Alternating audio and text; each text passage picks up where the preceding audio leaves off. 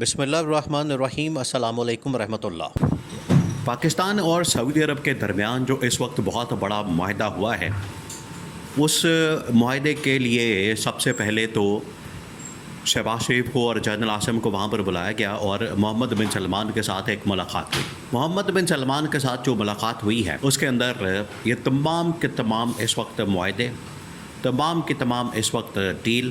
تمام کے تمام اس وقت جو ایگریمنٹ ہے وہ تو طے پا چکا ہے، اور اس کی وجہ سے پورے عالم اسلام کے اندر، پوری دنیا کے اندر ایک ہلچل پیدا ہو چکی ہے، ایک ہلچل مچ گئی ہے،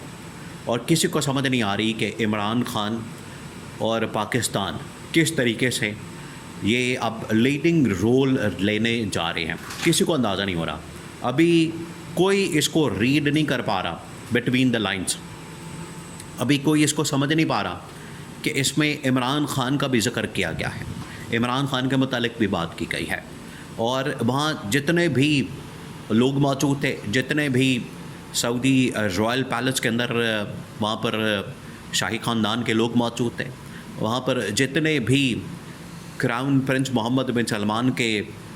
کیبنٹ کے لوگ موجود تھے، ان تمام لوگوں نے یہ بات کی کہ آج اگر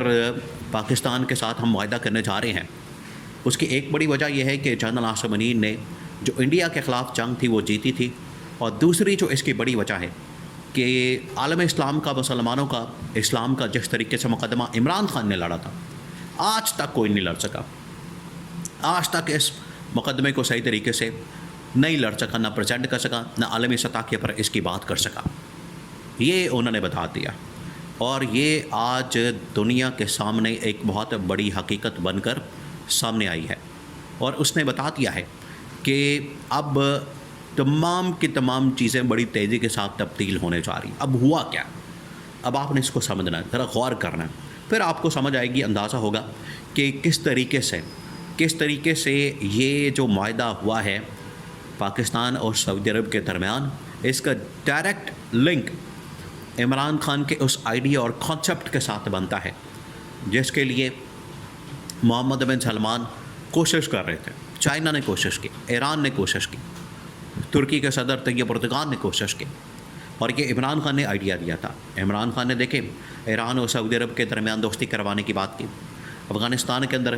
جنگ ختم کروائی، وہاں پر انویسٹمنٹ کی بات کی، آذربائیجان کے ساتھ تمام عالم اسلام جتنے بھی اسلامی ممالک ہیں ان کو اکٹھا کرنے کی بات کی، یہ عمران خان نے کیا تھا۔ آج اس کے پر عمل درآمد ہو رہا ہے۔ اب ہوا کیا؟ ہوا یہ ہے کہ وہاں پر یہ اصل میں معاملہ شروع ہوا ہے قطر دوحہ سے۔ قطر اور دوحہ کے اندر جو میٹنگ ہوئی، قطر اور دوحہ کے اندر جو ملاقات ہوئی، قطر اور دوحہ کے اندر جو سیٹنگ ہوئی، وہاں پر تمام کے تمام بڑے ممالک نے، وہاں پر تمام کے تمام عالم اسلام کے بڑے بڑے ممالک کے سربراہان موجود تھے، اور انہوں نے وہاں پر بیٹھ کر انہوں نے وہاں پر یہ سیٹنگ کی، انہوں نے وہاں پر اس حوالے سے ایک آئیڈیا دیا، انہوں نے وہاں پر اس حوالے سے ایک کانسیپٹ فلوٹ کیا کہ ہمیں نہ صرف ایک سیاسی طور پر اتحاد بنانے کی ضرورت ہے بلکہ ہمیں ایک فوجی اتحاد بنانے کی ضرورت ہے۔ یہ وہاں پر آئیڈیا فلوٹ کیا گیا، اور ان تمام ممالک نے اس بات کا اعتراف کیا کہ یہ آئیڈیا آج سے تقریباً کوئی 8 سے 10 سال پہلے عمران خان نے دیا تھا کہ ہمیں ایک سیاسی اتحاد بنانے کی ضرورت ہے، ہمیں ایک فوجی اتحاد بنانے کی ضرورت ہے، ہمیں ایک ٹریڈنگ اور اکنامک، سیاسی، معاشی اور فوجی اتحاد بنانے کی ضرورت ہے۔ یہ عمران خان نے آئیڈیا دیا تھا، اور آج یہاں پر عملی طور پر اس پر کام کرنے کی ضرورت پڑ گئی ہے۔ سیم یہی کانسیپٹ جو ہے وہ محمد بن سلمان کی جانب سے دیا گیا، سیم یہی کانسیپٹ جو ہے وہ محمد بن سلمان نے بھی فلوٹ کیا، سیم یہی کانسیپٹ جو ہے محمد بن سلمان کی جانب سے اپنی کابینہ کے سامنے رکھا گیا۔ اس کے بعد یہ دورہ ہوا، اس سے پہلے یہ سارا کانسیپٹ اپنی کابینہ کے سامنے محمد بن سلمان رکھ چکے تھے۔ انہوں نے بتا دیا تھا کہ اب ہم نے پریکٹیکلی اس کے اوپر کام کرنا ہے، پریکٹیکلی، عملی طور پر، اب صرف باتیں نہیں کرنی، اب ہم نے صرف بیانات نہیں دینے، اب ہم نے کہانیاں نہیں سنانی، اب ہم نے اس کے اوپر کوئی پریس ریلیز نہیں جاری کرنی، اور نہ ہم نے کسی کے اوپر ڈپینڈ کرنا ہے، نہ ہم نے کسی سے پرمیشن لینی، نہ اجازت لینی، اب ہم عملی طور پر اس کے اوپر کام کرنے جا رہے ہیں۔ تو وہاں پر سب سے پہلے محمد بن سلمان نے اپنے جو دو بھائی خالد بن سلمان، اور پھر اس کے بعد فارن منسٹر فیصل بن فرحان، اور پھر اس کے بعد عادل الجبیر، اور باقی کابینہ کے جتنے لوگ ہیں جس کے اندر تمام بڑے بڑے آل سعود کے شہزادے شامل ہیں، ان کو انبولی. انہوں نے کہا کہ یہ وقت کی ضرورت ہے. ایک طرف انہوں نے دو چیزیں کی، انہوں نے دو چیزوں کو بڑا واضح طور پر ایکسپلین کیا، بتایا کہ سب سے پہلے تو ہمیں یہ جنرل عاصم منیر کو یہاں پر پاکستان کے اندر سے بلا کے جو فوجی اتحاد کی کمانڈ ہے، ایک تو اس کے سپورٹ کرنے کی ضرورت ہے، اس کے حوالے کرنے کی ضرورت ہے، اس کو یہ فوجی کمانڈ دینے کی ضرورت ہے تاکہ وہ اس پورے فوجی اتحاد کو لیڈ کرے، اس فوجی اتحاد کو آگے لے کر جائے، نمبر 1. اور نمبر 2، انہوں نے کہا کہ اگر ہم آپس میں ایک ایکا کر لیتے ہیں، اتحاد کر لیتے ہیں،